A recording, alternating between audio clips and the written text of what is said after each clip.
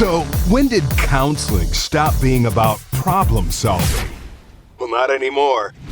Introducing solution-focused counseling with the unlicensed counselor. And now, here's your host, Steve Moak.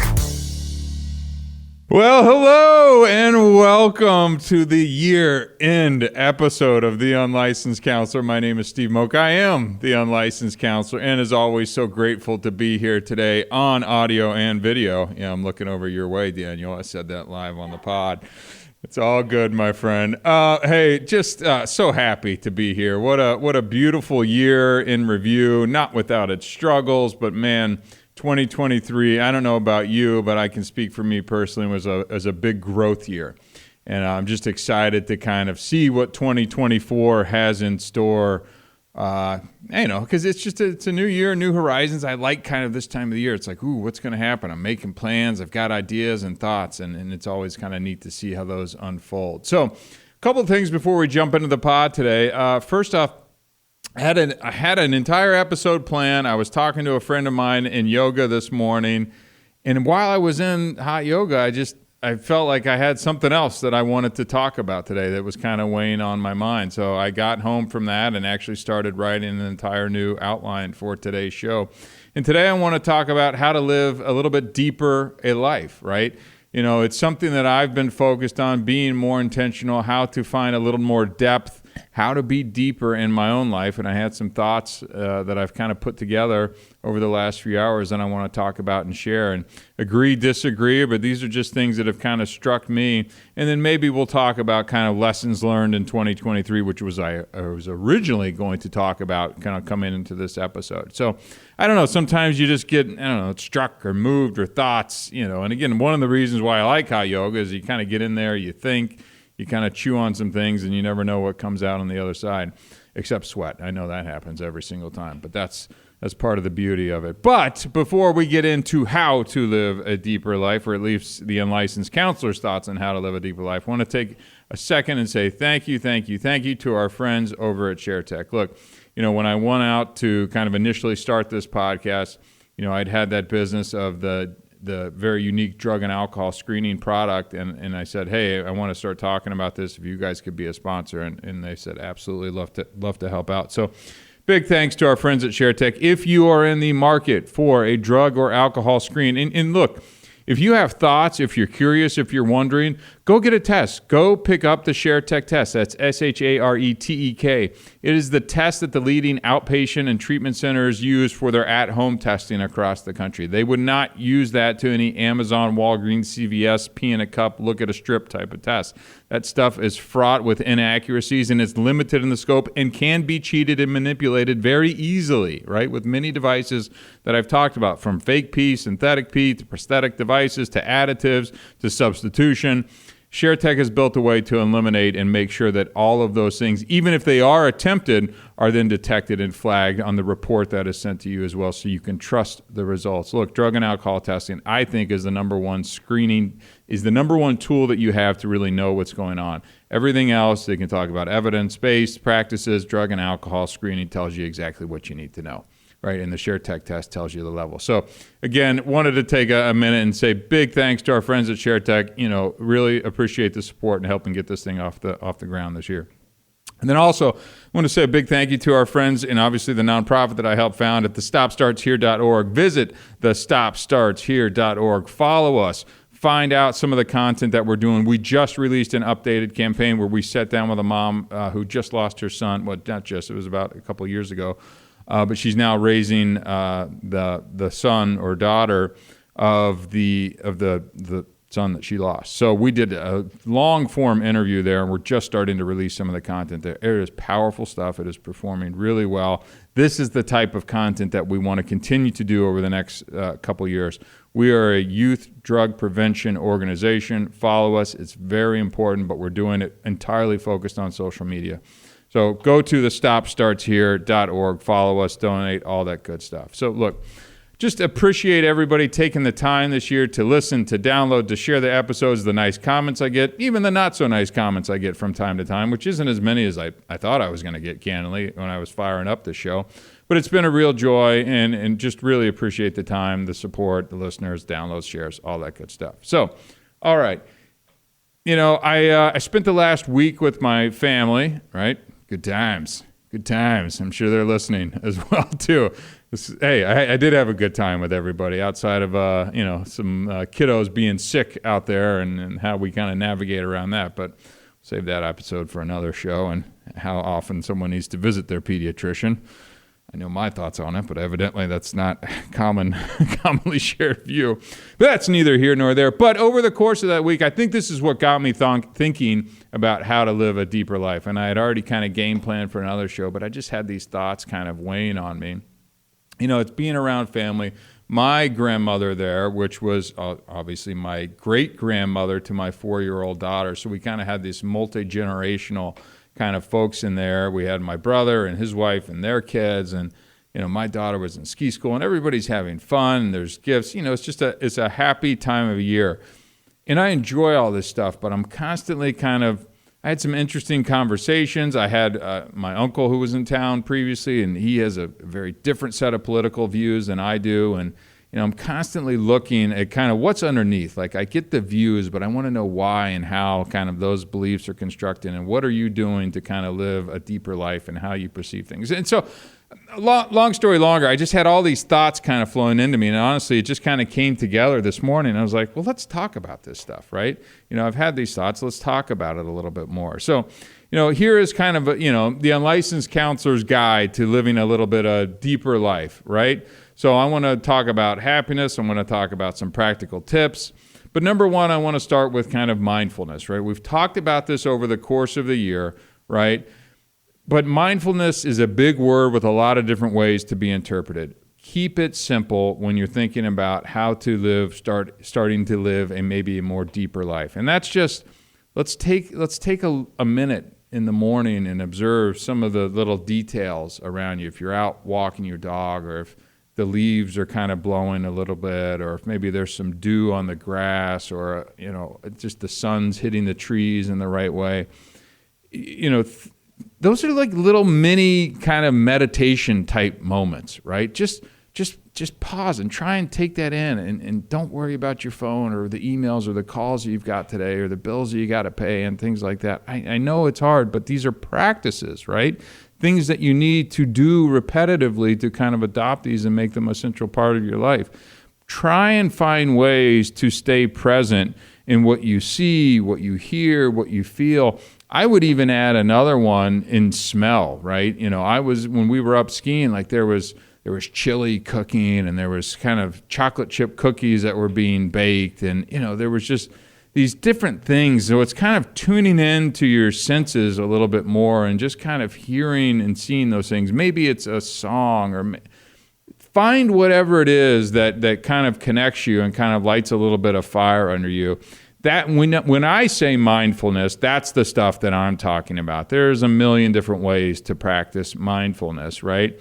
But I also think that dovetails into gratitude as well, too. And look, we've talked about the journals and the things that you're going to be doing or can be doing. But I find a way to be a little more present. Find a way to just go, wow, that was fun, or that was nice. I'm always telling my daughter as we're going throughout isn't it great? Like, we get to visit Park City, or we get to live in Scottsdale, Arizona. It's this beautiful day, and we get to go out hiking. Like, it costs you nothing to do this. I mean, I think people think, maybe you got to do things or buy things. It's just a mentality that you have. So I really try and show that through example to my daughter as we're out doing things, because we're very active, and it's just like, wow, isn't this fun that we just get to ride this bike, or you get to drive in your little electric Jeep, or we get to go for a walk, or whatever it is. So finding these ways to kind of incorporate gratitude, not only in your life, and then if you have little ones, to be able to kind of show that through example as well too. I think starting those types of things, you're going to just find a greater connection, sense of purpose, and really kind of hopefully deepening some of the areas of your life, which, by the way, I think will make you a more interesting person as well too, if you think about it, and we'll touch more on that later. Number 2 I had on my list was kind of living with a little bit more purpose. Now, I've heard that a lot, but I hear it oftentimes in religious contexts, right? It's like a deeper driven purpose and the purpose-driven life and all those things. And that's good stuff. Don't get me wrong. But let's keep it a little more simple as well too. So, thinking about maybe the things that you do, the activities that you participate, the actions that you do, are they kind of aligned with your values, right? Is your work kind of aligned with your values? Have you even stopped and thought about what are my core values? Have you assessed if maybe you did core values a long time ago and maybe you're 44 now and haven't given as much thought to what those core values are? And are they aligning with who you want to be in your life? Maybe you're a dad now, right? Or maybe your kids are out of school. Things shift over time, and I think it's important to take a time out and kind of make sure that you're thinking intentionally about these things. And are you in line? And do you know who you are and where you want to be and where you're going? So just taking a couple minutes out of your days, your week, and I know this is a big goal-setting time, and I do actually believe the goal-setting is a good thing to participate in, and I'm sure there are a lot of podcasts that'll be out there talking about it. But, make sure that you know what your values are. Maybe you need to reassess those. Maybe you're at a different point in life, and maybe you need to check in with your wife and like, do we have the same values that we do? What are your values? Mine are this, or I thought they were this. Maybe they're kind of this now. And making sure that, again, you're living in alignment with those things as well, too. Otherwise, you're probably going to, run into some frustrations points in your own life if you're kind of doing one thing, but, your values are kind of saying you should be or thinking you doing something else, right? Again, on the goal side of things, just to touch on that because it's that time of the year, I'm not big on the vision boards or anything like that, but if you do want to make some goals, keep them limited, keep them within a couple buckets and be specific, and then see if you can actually track those things over time as well too. I do think that, purposeful living, having something to aim for is important. I mean, you don't just shut up on a cruise ship with nowhere to go. You know where you're going, right? And I think it's just simple little things like that. But there's a million ways that you can Google goal setting and how you want to do it and sheets and all that stuff. I think it's a worthwhile exercise. I do feel like most people tend to go overboard with it as well, too.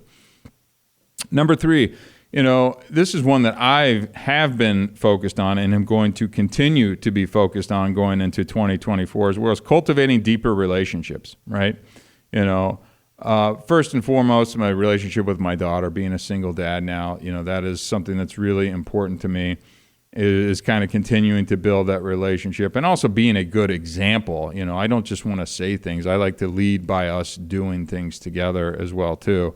Whether that's family dinners, going on little weekend trips together, making sure that she's getting to spend time with my parents or her cousins and, even the ex-wife and her brothers and sisters over there, making sure that quality time is kind of built into the schedule. I just think that's really important. As a sub point to kind of cultivating deeper relationships, I don't apply this to my daughter, but it's kind of having deeper conversations. So I referenced my uncle was just in town, and he has a very far, we'll just say left opinion on politics and things like that, which not my cup of tea. But I'm fascinated with how and why you believe those things and what led you to believe those things. And those conversations entailed all of the current events and political spectrums, but religion and upbringing and raising kids and things like that.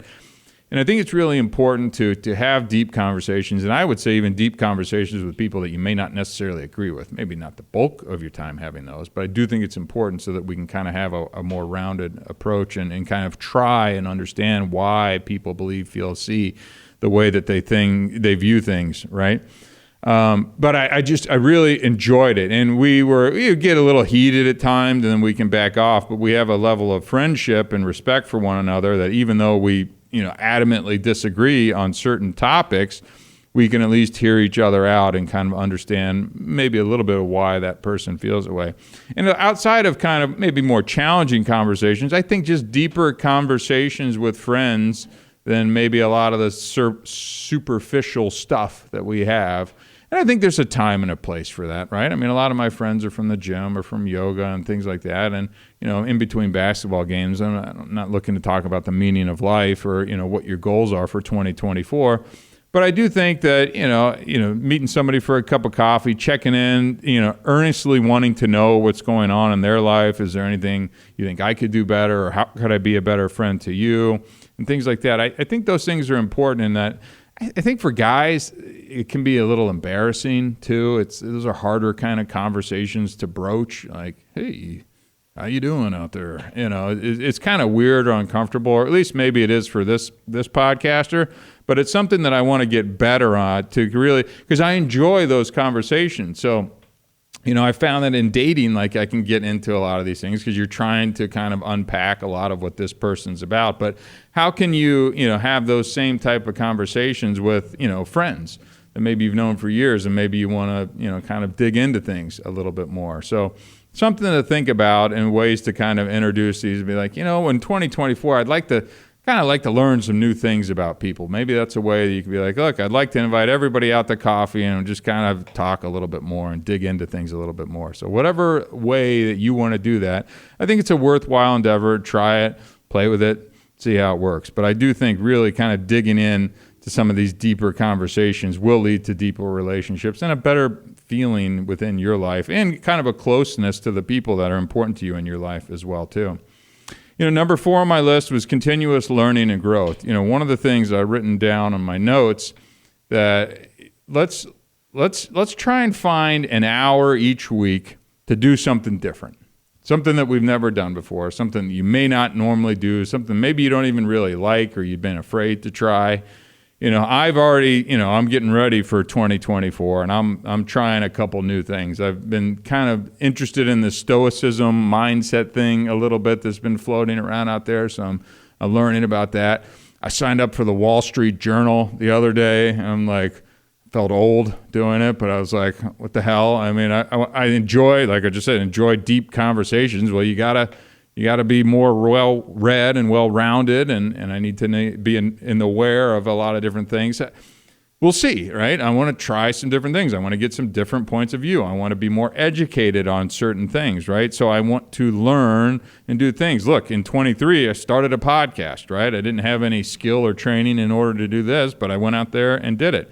I don't care if that's trying to, there's apps that you can get to learn a new language now, or go become a photographer. Find an hour each week to go do something, just 1 hour, right? 1 hour, maybe that's hot yoga, right? I mean, that was kind of a lot of my 2023 stuff. Now I'm looking at what do I want to do? What do I want to challenge myself with for an hour once a week to kind of learn, grow, try something else, stay outside of my little comfort zone. It's real easy to get insulated and kind of just be like, I'm good with kind of where I'm at. Maybe you want to go to a workshop or a seminar, right? Again, I've said I want to do an open mic sometime. So that's going to be on my list as well in 2024 to get out there and do it. I want to schedule these things, get it on the calendar. I'm going to commit to some of this stuff, and I'm going to try it. Who knows what'll come of it? Maybe nothing, right? But I at least pushed myself. I set something out there. I put something out there in front of me to go out and try and do, right? And again, the whole point of this is to try and live a little bit deeper, to kind of get out of that little box that we live in, challenge yourself, push yourself, grow a little bit. And these are all little things that kind of nudge you in that direction, right? So, number 5 on my list is something I'm passionate about, is just health and well-being is in general, right? So living an active lifestyle. I just, that is the way I'm wired. I'm fortunate that it's the way I'm wired, because I just think that there's so much benefit from that. But maybe you can start smaller. Maybe you can sign up for the yoga class. Doesn't have to be a hot yoga. Maybe you can start going for a bike ride, or get the e-bike and just get outside, or going for that walk. I mean, everything I see around kind of weight loss and stuff, again, I've said this before, starts with walking. People just getting out there and walking. Starting to choose this drink over that drink. And I'm talking about, sparkling water over soda. I'm not even getting into the booze and all that stuff. I've talked enough about drugs and alcohol over the course of that year. But, just finding a way to get moving, right? Find physical activities that bring you happiness. I don't want these activities that I'm encouraging you to do to feel like a drag. Like, find something, get out on your rollerblades, right? I don't know, do people still have rollerblades? I have no idea. But find something that makes you smile while you're doing it. Don't worry about the calories burned or the weight loss. Do it because it brings you some happiness and some joy when you're getting out there and doing that.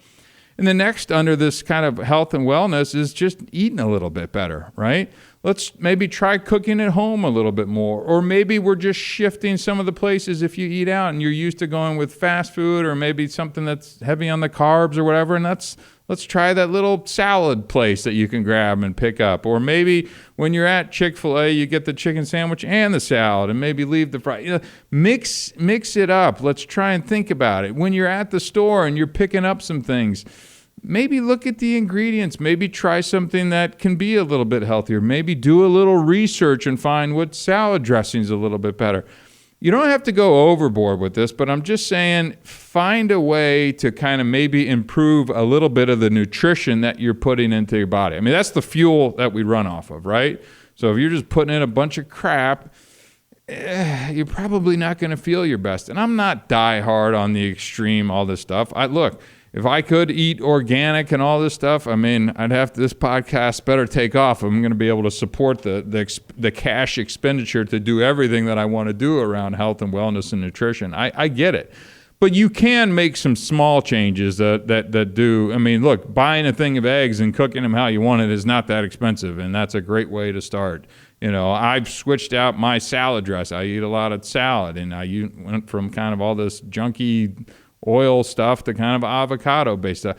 Like, there's just little things that you can do, so don't cop out on it's expensive, I don't want to. Like, there's little ways to do this with go to Costco and get the tuna fish or the eggs or whatever it is and just find little ways to eat a little bit healthier. I mean, we're adults now. We don't need to be snacking all day. I don't need a soda in front of me all the day. Like, there's just little ways that we can improve our lives. So be a little more conscious of that maybe as you're going into 2024. And again, as I've changed some of the way that I look at food and much more as kind of fuel for a healthy body than just kind of what makes me feel good, it's changed how I eat, how I view food.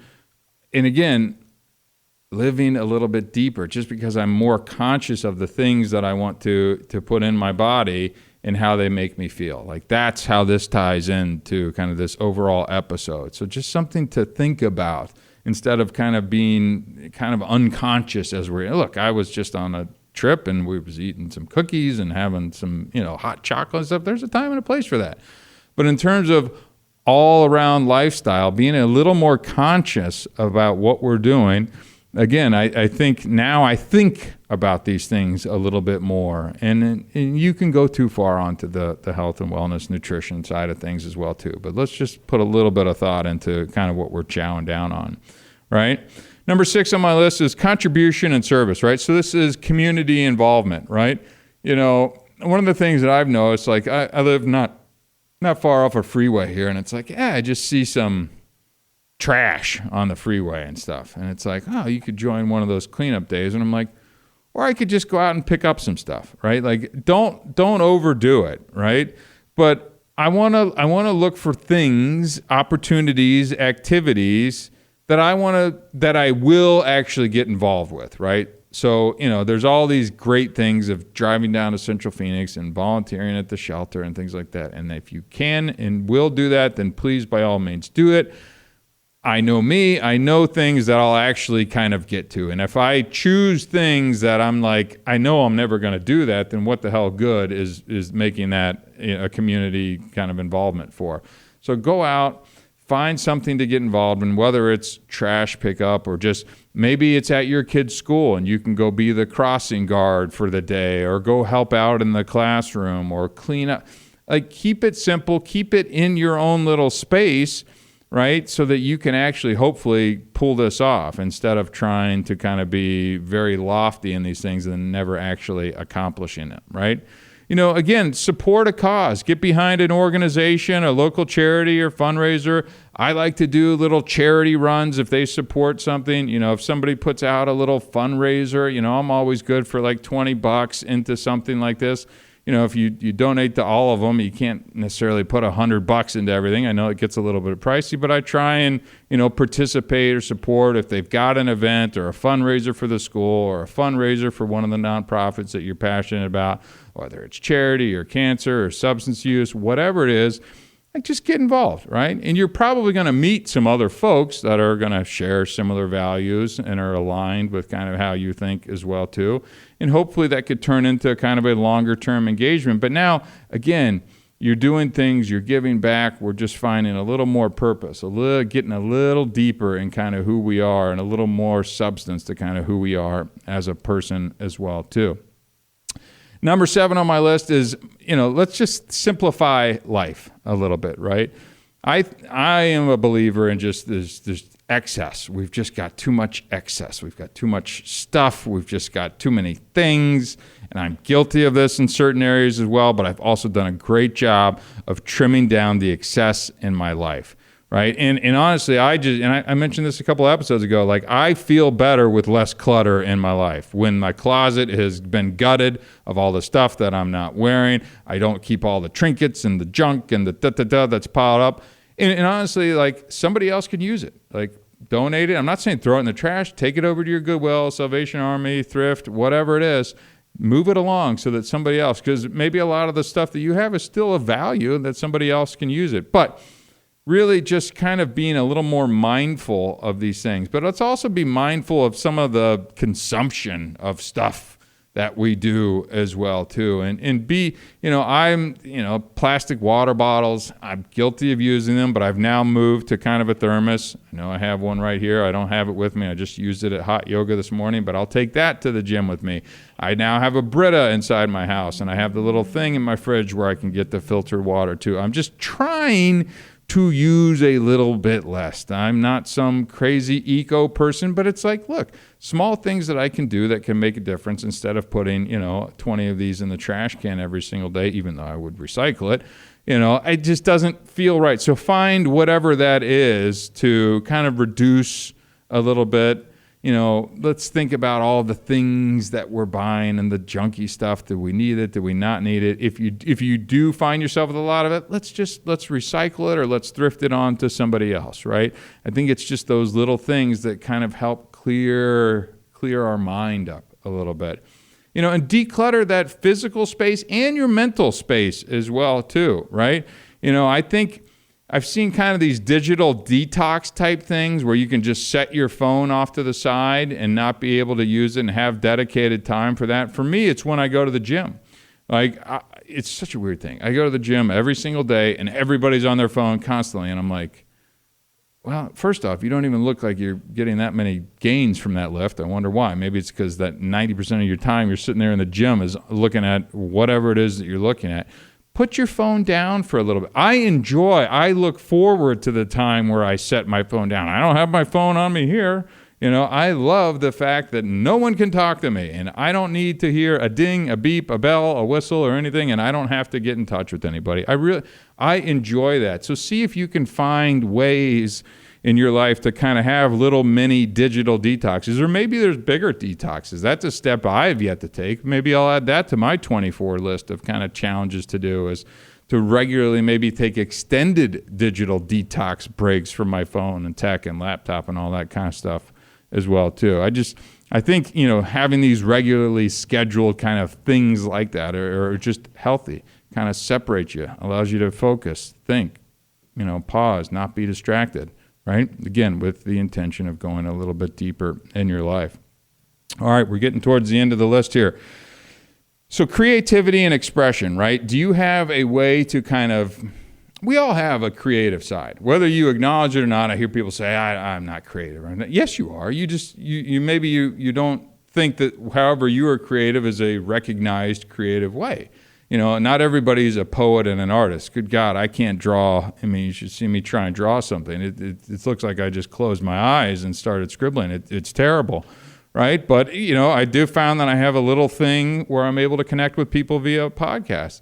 Maybe yours is on social media and you have a little YouTube or a blog, right? Those are fun little ways to be creative. Maybe it is knitting or weaving, or go to Michael's. I'm sure they've got 100 different hobbies that you could pick up. Find some way to just be creative and tell jokes, or I don't know what it is, but I do think it's important to have something set aside in a dedicated space or a day or a time to kind of explore some creative pursuits, right? Just find whatever that is, and don't belittle whatever the thing is that you think is creative. If it works for you and it's creative for you, that's cool. Let's go with that, right? Everybody can write, whether that's in a journal or a blog or whatever it is.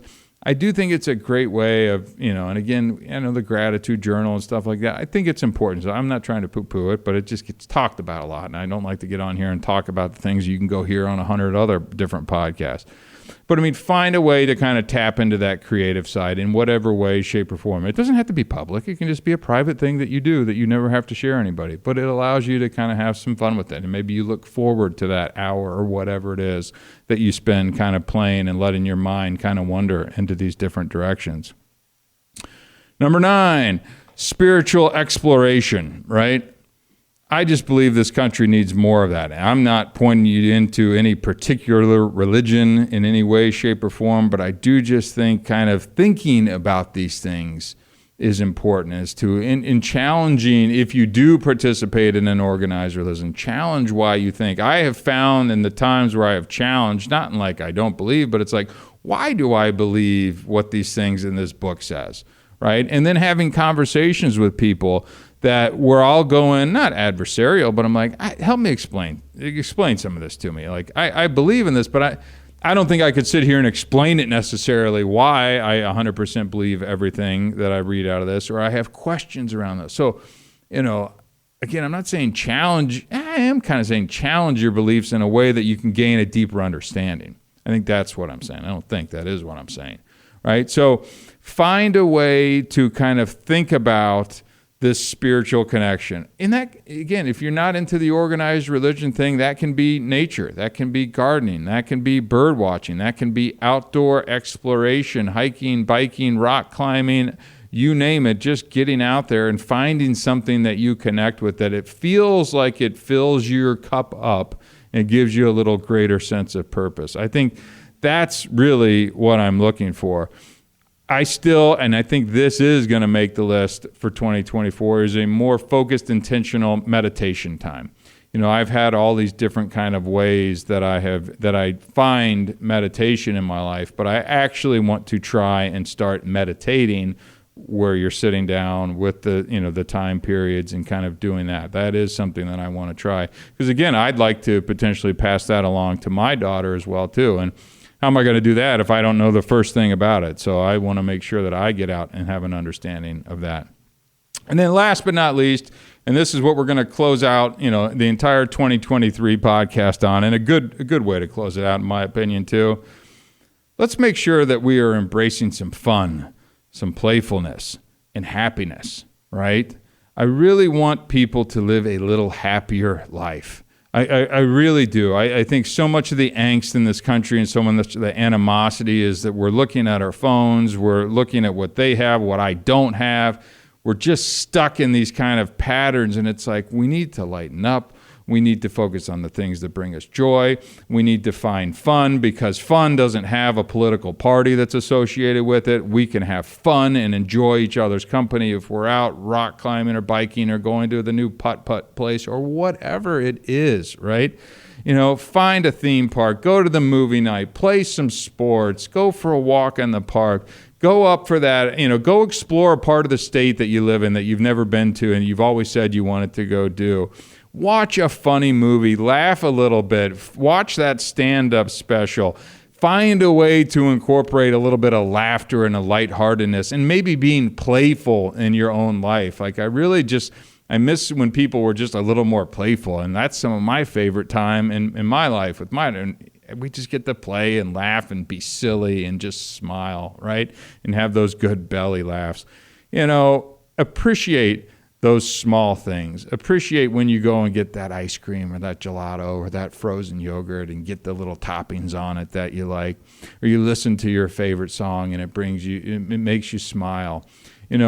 Appreciate those small things in your life and take notice of them. I really do believe that if you start pick one or two of these things on this list of 10 things that I just talked about, that you're going to find that you're going to have a little more depth starting in your life in 2024. Again, I think it's going to make you a little more interesting of a person, but I think you're going to find some personal happiness as you kind of maybe go a couple levels deeper than you necessarily have maybe over the previous years as well, too. So that was what was on my mind today. I hope you got a little bit out of that. I just think it's a really neat thing to do and start. It's a journey into depth. It's not just something you jump into and you land in. I think it's really a journey into living a deeper life. And I know I've been doing it. I'm finding a much greater sense of purpose and fulfillment and just happiness in my life as well, too. Well, folks, that was 2023. Really enjoyed our time together. Looking forward to 2024. My name is Steve Moak. I am the Unlicensed Counselor. And until next year, we'll see you soon.